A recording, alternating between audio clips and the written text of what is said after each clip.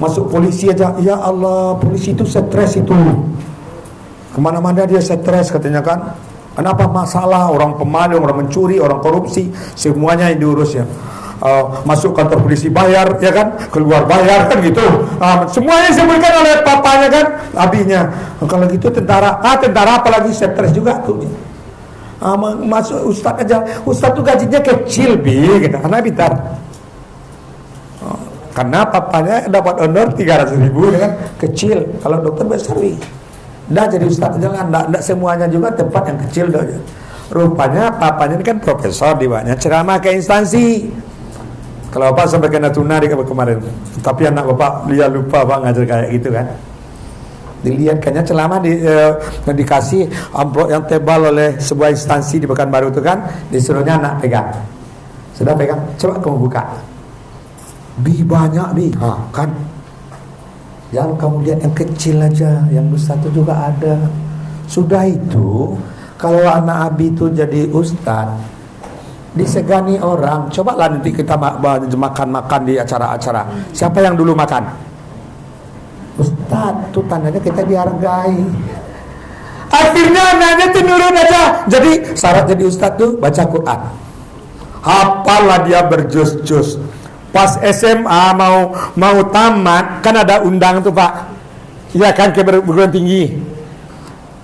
Dia dapat itu. Rupanya orang yang baca Al-Quran itu tingkat cerdasnya lebih. Makanya pak bangga melihat kamu nih, wah senang betul.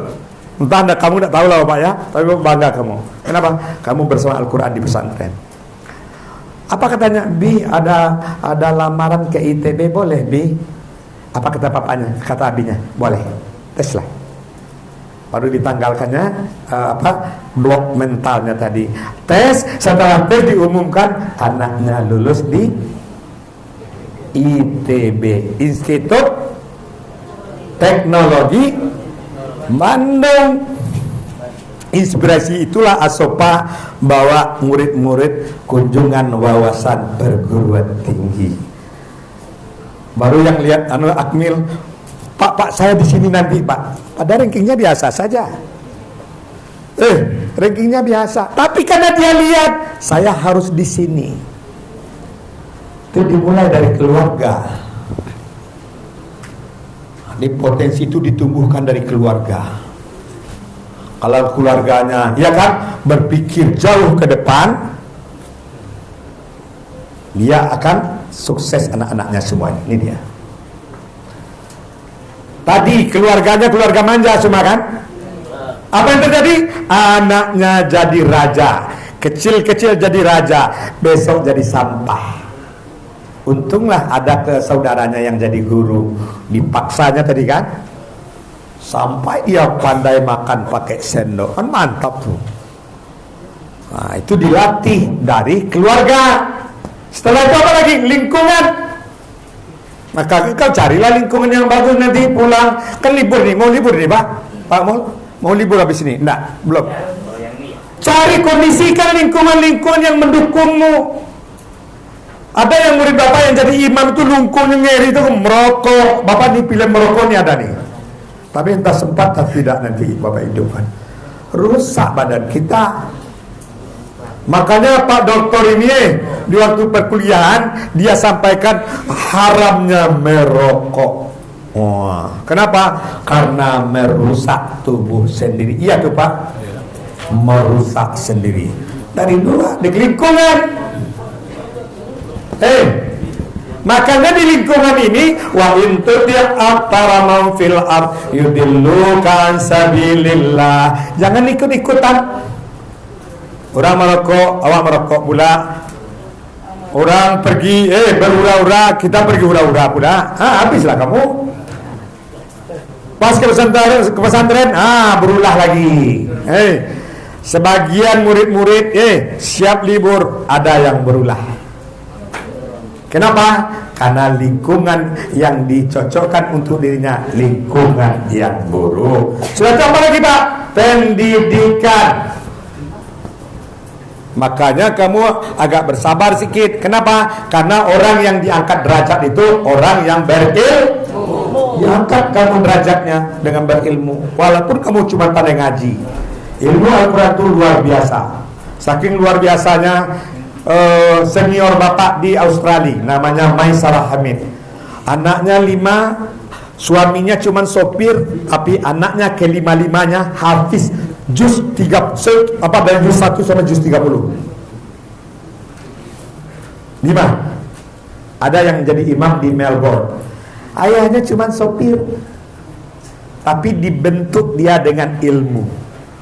Makanya yang udah biasa di pesantren, Bapak sarankan, karena Bapak juga bertanya, penasaran Bapak kan, Bu, Nimai, dengan apa? Bagaimana caranya dia hafal? Rupanya setiap malam Jumat tahajudnya rakaat pertama surat apa? 1 rakaat Yasin. Udah pernah coba? Coba nanti kalau libur gitu juga coba. Nanti pakai alat lah. Kalau untuk sholat sunat kan boleh, ya kan? Pakai alat kan. Rakaat keduanya anaknya itu surat Yasin. Rakaat pertama Yasin, rakaat kedua As-Sajadah, rakaat ketiga Ad-Dukhan, Yasin, Ad-Dukhan, As-Sajadah, Al-Mulk. 4. Bapak coba juga malam Jumat menjelang subuh kan, tahajud kan. Oh, pantas lah dia hafal. Bapak tanya apa hadisnya nih? Ini hadis ini disampaikan kepada Hamzah, Abbas dan Ali bin Abi Thalib. Kenapa? Karena hafalannya itu sering hilang. Ada Hamzah sini. Abbas. Nah iya. Ke Abbas, pamannya Rasulullah. Rupanya nih Pak Hamzah ya kan. Rakaat pertama tadi apa? Yasin. Yang kedua Ad-Dukhan. Yang ketiga, yang keempat Al-Mulk. Coba kan nanti pendidikan itu ya kan harus kita pikirkan bagaimana kita diangkat Allah derajatnya. Berikutnya bacaan. Siapa yang mau baca novel? Ya enggak apa-apa. Apa salah satu novel yang pernah kamu baca? Entah pengalaman. Ini hebat nih. Terus apa pelajaran dapat? Pakai mic lah. Mic-nya mana nih? Pak, mic-nya nih. Ambilkanlah, tolonglah. Satu. Iya. Pak. Iya, kasihkanlah. Oh iya. Bawa sini. Dah, terus. Ya. Ya, lanjut. Apa judul novelnya? Bapak juga baca novel. Apa pengalamannya dengan novel, pelajaran dapat dari novel itu? Peduli sesama. Bapak juga kemarin nanya dengan peserta Sepman tuh yang hobi novel, memang pengaruh kepada kerangka berpikir kita, peduli dengan sesama. Novel yang lain, Pak. Anak orang hobi membaca juga. Orang yang hobi membaca itu hebat. Makanya biasakan, ya kan, kebiasaan membaca. Apalagi kita sekolah. Ini pendidikan. Berikutnya tontonan, bacaan. Udah, tontonan. Siapa yang hobi nonton film India? Ada hobi? Dilanjutkan sedikit oleh Pak Rakib. Lanjutkan Pak, sedikit lagi. Ya, kita berapa menit lagi? Sedikit lagi. Sedikit lagi. Masih 30 menit katanya? Enggak, belum. Udah lewat, udah banyak. Udah lewat. Kelamaan dah. Tapi saya sedikit aja. Ya, sedikit aja. Nah, anak-anak sekalian, Allahu Akbar. Allahu Akbar. Ini faktor bacaan dan tontonan, hati-hati ya. Sekarang ini ada hipnotis melalui tontonan. Ya kita bisa gila. Hipnotis bermacam-macam diajari orang ya melalui tontonan. Ini ada kisah nyata. Ada seorang laki-laki namanya Nazib. Siapa namanya? Bukan Nasib ya, tapi Nazib. Nazib ini pekerjaannya menjadi penjaga gudang, security ya. Ketika dia menjaga gudang itu, dibersihkanlah gudang itu. Ada bekas padi di situ, kadang-kadang tikus masuk. Ya. Ada bekas cecak, dibersihkan. Ketika dia membersihkan gudang itu, jatuhlah satu buah buku. Buku itu aneh bin ajaib, membuat dia jadi gila. Kenapa? Karena nama pengarangnya sudah tidak ada lagi, sudah dimakan tikus. Tapi judulnya ada. Apa judulnya? Semua hari adalah Senin. Itu judulnya aja. Apa kata si Nazib? Inilah buku yang paling gila di dunia. Masa semua hari adalah Senin? Mau dikemanakan Selasa, Rabu, Kamis, Jumat, Sabtu, Ahad? Mau kemana? Judul bukunya Semua Hari Adalah Senin. Karena dia merasa aneh, katanya buku itu buku orang gila, dibacanya sikit-sikit. Takut kalau dibaca banyak-banyak benar-benar jadi gila. Dibacanya di situ. Yang dimaksud dengan semua hari Senin adalah semua hari untuk bekerja keras. Jadi setiap hari itu kerja keras saja terus. Tersinggunglah dia sebagai penjaga gudang. Enggak ada liburnya. Jumat pun dia tidak Jumat.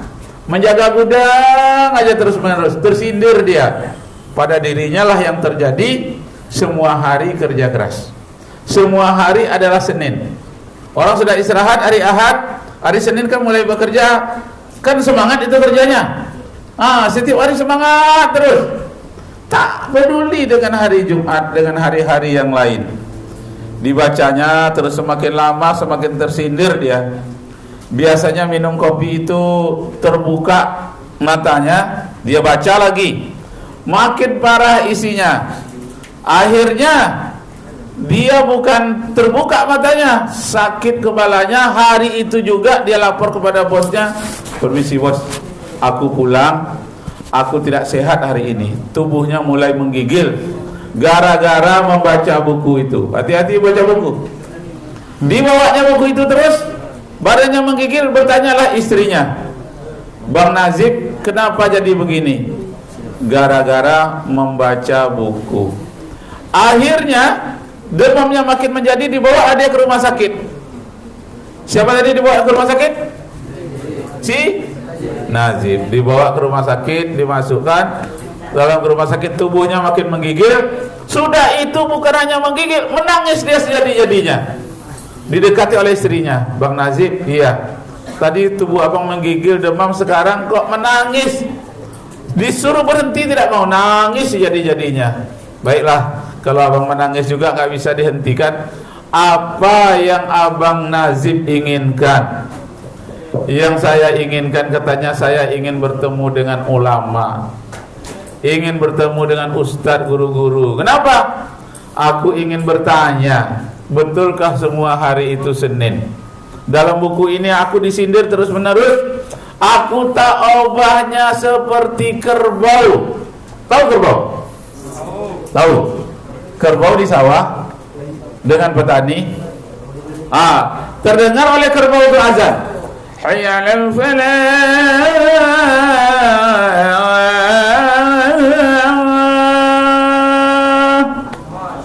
Apa kata petani itu? Kata kerbau, Pak Tani, itu suara apa tuh? Azan. Enggak pergi bapak ke masjid? Enggak. Kamu? Kata kerbau, enggak. Saya juga enggak, katanya. Apa kata kerbau itu? Sama kita, katanya. Sama-sama tidak ke masjid. Jadi orang yang sholatnya tak masjid sama dengan itulah di antara sindiran-sindirannya itu.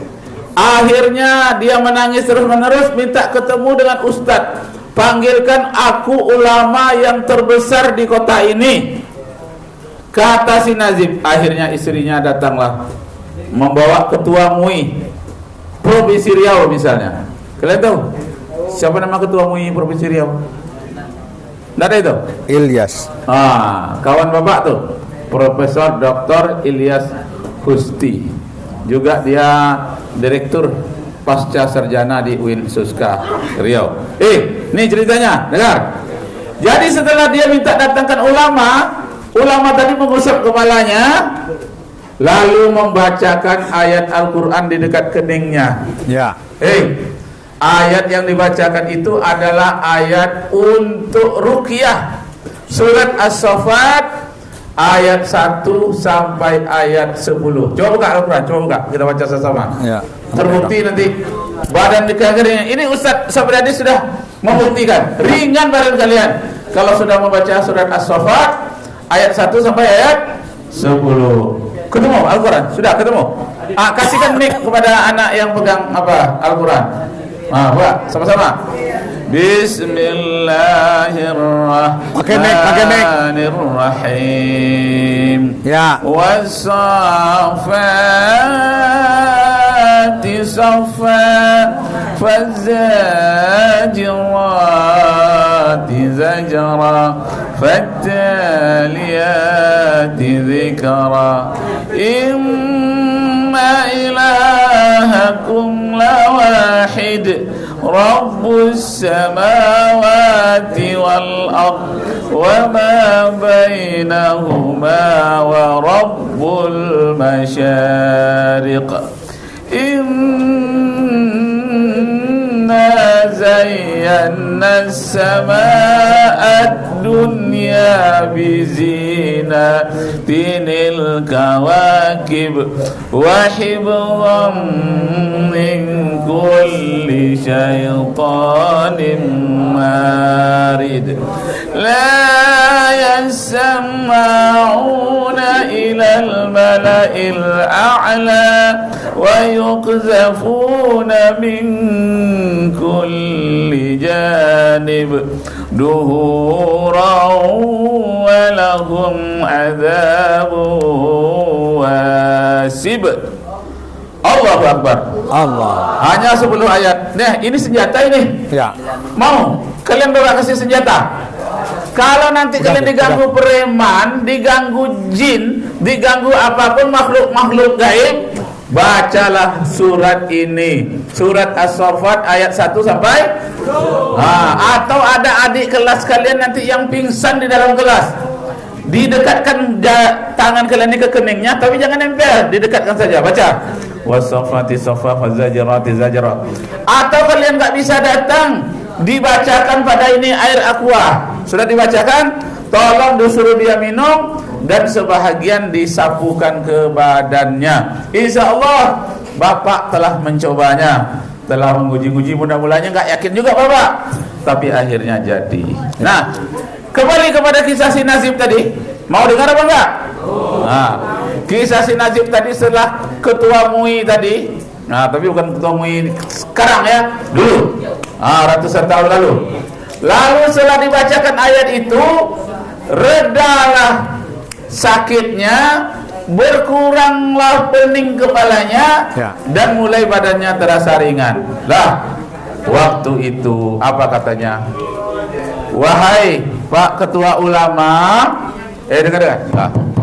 Wahai Pak Ketua Ulama, katanya, aku tak pernah merasakan diriku tenang setenang ini.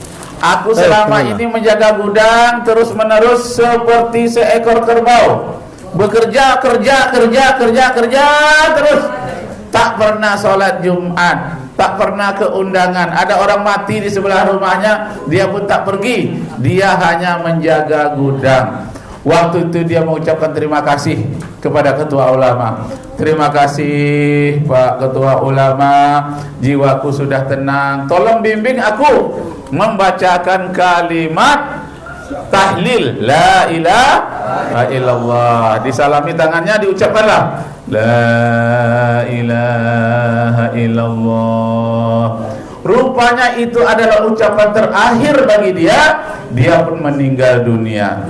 Inna lillahi wa inna ilaihi raji'un.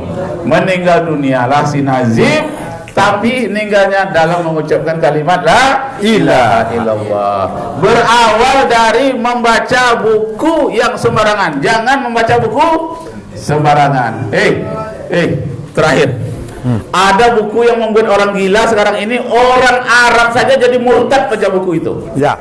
Orang Iran 700 sarjananya murtad gara-gara baca buku itu. Judul bukunya The Black Hole, karya Stephen Hawking. Stephen Hawking ya, karena dia seorang ateis tak beragama, gila dibuatnya sarjana-sarjana Timur Tengah membaca buku Stephen Hawking. Masya Allah. Nah, itulah sepintas lalu perlu kalian renungkan, faktor bacaan itu sangat mempengaruhi jiwa orang, bahkan bisa mengantarnya ke alam maut, bisa mati. Wassalamualaikum warahmatullahi wabarakatuh. Waalaikumsalam. Terima kasih kita ucapkan kepada Ustaz. Mudah-mudahan apa yang disampaikan oleh beliau bermanfaat untuk kita dan sekarang dan yang akan datang. Amin amin ya rabbal alamin. Baiklah, kita akhiri dengan bacaan hamdalah. Alhamdulillahirabbil alamin. Subhanakallahumma wa bihamdika asyhadu an la ilaha illa anta astaghfiruka wa atubu ilaik. Wassalamualaikum warahmatullahi wabarakatuh. Waalaikumsalam. Kita kembali jam 1.30. Jam 1.30 kembali ke aula.